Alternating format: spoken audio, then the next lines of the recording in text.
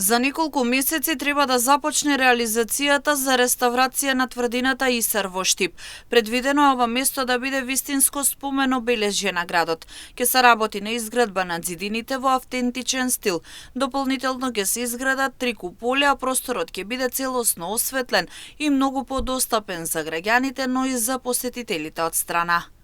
Тврдината Исар е исто така завршен проект, тендер, кој за неколку месеци од сега ќе започне да се реализира, имајќи во предвид дека имаше потреба да се извадат сите конзерваторски одобренија затоа што е заштитено под Музеј за заштита на културно наследство, е еден проект кој предвидува реставрација, конзервација, изградба на ѕидините во форма во која ќе се запази тој автентичен изглед со 3 куполи и со целосно осветлување на тврдината Исар и со одредена пристапност до неа. По примерот на Скопско кале и Охридската тврдина, ќе се работи на додавање вредност на Штипски Исар. На таков начин ќе се заштити културното и историско наследство кое Штип го има, вели Јорданов.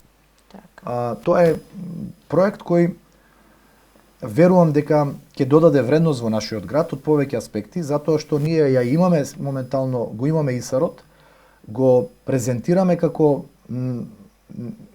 еден символ на градот. Штип е познат како градот под Исарот, но некако Исарот не е достапен, немаме содржина. По примерот на Скопско кале и Охридската тврдина, ова е еден таков обид да се додаде вредност во нашиот град, заштитувајќи го тоа историско културно наследство кое го имаме како град и кое треба да го негуваме. Инаку на 22 март секоја година на празникот свети 40 маченици. Голем број граѓани масовно се качуваат на Исарот со обичаи кои се негуваат многу одамна. За 40 сите патишта во Штип водат кон тврдината Исар.